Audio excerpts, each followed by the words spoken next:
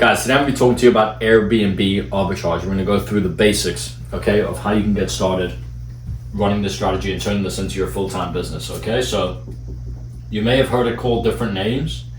You may have heard it called short-term rental management, Airbnb arbitrage, rent-to-rent strategy, whatever you've heard it called, it doesn't really matter. It's all the same thing, okay? So arbitrage, what that refers to specifically is renting a property, okay? So renting a property on a long-term lease, 1 year, 2 years, 3 years, however long you want to agree the lease for. You sign that with the landlord, and then you are effectively subletting that property on a short-term basis. You're going to use sites like Airbnb, Booking.com, VRBO, Furnished Finder, all the sites, okay? You want to be on all of them and you want to sync the calendars. We'll go over that in later videos. But arbitrage refers to renting the property, okay? Now you don't have to rent, you can buy, okay? And there's pros and cons to both. Basically, if you rent a property, it's a much easier exit, okay? You lose the money, of course, that you spent on rent, or you might lose your deposit if you want to leave early, whatever it is, but you're not as heavily invested as you are if you buy a property. On the flip side of that, if you buy a property, every payment that you make on that mortgage per month is going into equity in a property that you will own. So if you believe in the market, you think the market's trending upwards, the property might be worth more, you can refinance and pull a chunk of money out down the line, then this could be the method for you. If you don't have as much money, as much capital to start with, you can start with renting. And you can also scale faster this way because the initial cost is just a rent and a first month's deposit. You can always negotiate concessions, let the landlord know that you need to furnish the property first. You might get a month or two free on rent, depends on how good your sales skills are, okay? So that's the difference between renting and buying, but the actual operation of your Airbnb is going to be the same, whether you own it or whether you rent it, okay? And so to get started, you want to pick a market, okay? A city, a town, whatever place that you want to actually put the property on a short-term rental site. You want to make sure that that area itself has a high probability of returning you positive cash flow per month. At least 1K minimum per property per month. You want to make sure you have those numbers in your head, okay? So you can use sites that actually analyze data from short-term rentals in a specific area, a specific street. You can select the bedrooms, the bathrooms that property has, and it's going to give you projections for that. That site is called AirDNA. I use this myself. It's a great site to get started with. It's a great site to look over a market, and once you are operating in a market and it works, you can replicate, you can repeat the process. But use AirDNA to look at the market first. It's going to give you average occupancy rates. It's going to give you average nightly price, but it's also going to give you it in monthly breakdowns, okay?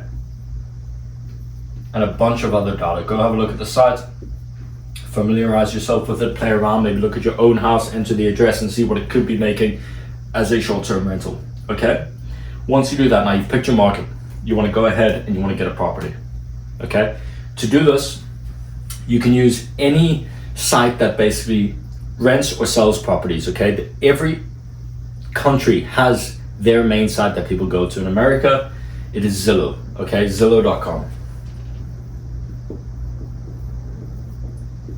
And that is where you're going to find properties, okay?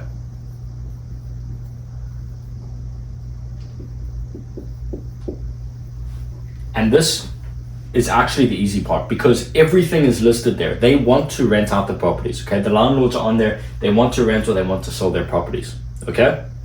You're not trying to convince anybody to let you rent. You're just convincing them to allow you to sublet, okay? This isn't too difficult. You just have to have a good pitch, okay? You have to come across clear and concise to the landlord about what it is you're going to do and how you're going to make this property work for both you and the landlord, okay? And the way to do this is to let them know all the pros. You're going to take care of the property, okay? So you're going to paint it where it needs painted. If a light bulb goes out, you're going to change it, okay? Your management team, your maintenance guys, they're going to come in, they're going to fix anything that goes wrong unless it is something major, okay? I'll give you a short quick example. I had solar panels on one of my properties. Half the solar panels went out. Luckily, there was no tenants there at the time. The landlord had to call the solar company. There was no charge, but the landlord facilitated that. She got it sorted out. Easy. Okay? Done. Fixed. There's not too much, that you're actually liable for when you're renting the property, because you are a tenant. Okay? But you let them know that you're going to take extreme care of it. You're going to keep it in pristine condition. Okay? Well kept. Because you are incentivized to do that. You are operating this as a short-term rental. You're bringing guests in. You want the property to look tip-top. The landlord knows that you are not here to wreck the place. Okay? And the properties are all insured. There's a thing called air cover. Okay? With Airbnb specifically, where they cover any issues, like any damages that guests may cause in the property. They reimburse you, and then they chase the money from the guest. Okay? Very easy to do.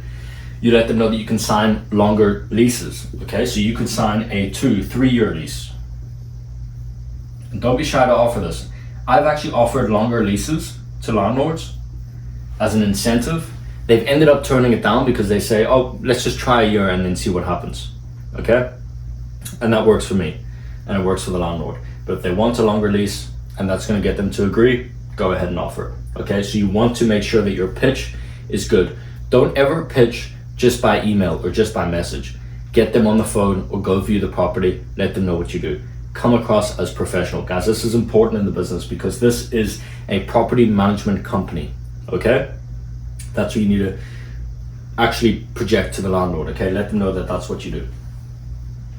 Then you want to make sure that the property, once you get this property, and another little side note, when I first started, I took 3 weeks. I contacted every landlord in the area, okay? Hundreds of properties. 4 ended up agreeing, and within 3 weeks of finding out about Airbnb Arbitrage, I had 4 leases signed and 4 properties were ready to go within a week after that, okay? So once you get your property, you want to make sure that the property is going to be attractive for guests to want to stay. So you need high quality HDR pictures, okay? Pictures are the most important part of running your short-term rental. And that's because nobody can visit your property before they book it. Okay, so what they're booking it on is the pictures. They are basing their decision of where they're going to stay solely on pictures. Okay, they're reading about your listing too. Copywriting comes into it, but this is the main important part about actually getting bookings. So to do this, you can contact any photographers maybe in the area. You can look on sites like Craigslist or Fiverr, wherever there's freelance photographers that you can find in that area to get pictures for you. You can also contact estate agents, okay? Find out who takes their property photos.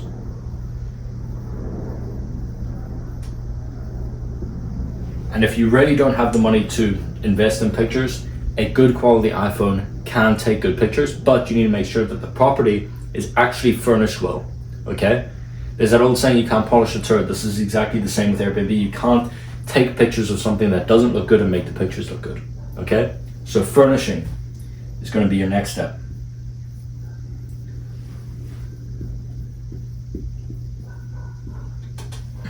High quality furnishing. Okay, Amazon is going to become your best friend. Sam's Club, Walmart. Okay, for canvases, wall art and things, you can just go to somewhere like Walmart, Target, for example, wherever you need to go. But for beds, for sofas, Wayfair is great, but your actual beds and everything can come directly from Amazon. That's what I use. Cheap, but great quality. Okay, so your furnishing is extremely important. You want to make sure that every room is equipped to be a short-term rental. So you want to have TVs, smart TVs in every room. You want to have at least a 65-inch in the living room. Okay, you want to have beds, side tables. You want to have lamps on the side tables that have the adapters for plugs so people can charge their phone. Make it easy for them. Okay, so get all your furnishing done. Use the online sites. Once you've done this, you've got your pictures, the property is furnished. You want to make sure that the utilities are transferred over. So you have Wi-Fi in the property, you're paying the electric, you're paying the water bill, okay? And that is all going to come into your actual projections for your net profit, okay? So let's run the numbers really quick. Once you've got all this done, your property is going live. Let me show you what numbers you can expect to see. And we'll base this on renting, but you can adjust it in your own mind for purchasing, for buying, if that's what you're looking into, but mainly we'll talk about renting today, okay? So say your rent, for example, is 1K a month.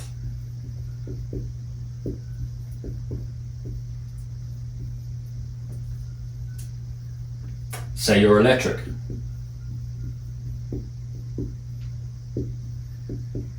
is $100 per month, okay? Say your Wi-Fi, it's $50 a month. Okay, so this property is costing you a total of $1,150. That's your monthly cost, okay? That's the expenses on the property. We're not including the initial cost for furnishing the property. You might find somewhere furnished. It's going to be cheap for you to just add all the extra amenities that you need to, but that's not your monthly expenditure. That's just initial expenses, okay? So your running expenses are $1,150 a month. Let's say this property on an average month, because there are high and there are low seasons. So at certain times of the year, you're going to get more money per night than you are in the slow months, okay? So say your average nightly cost.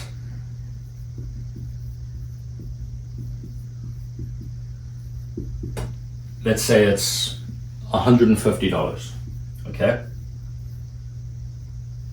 Which is conservative. You're getting an average nightly cost of $150. If you have an occupancy of 10 nights a month, okay? Extremely low. You're looking at $1,500, okay? Say you have an occupancy of 20 nights, around a 70% occupancy, okay? You're now at $3,000, okay?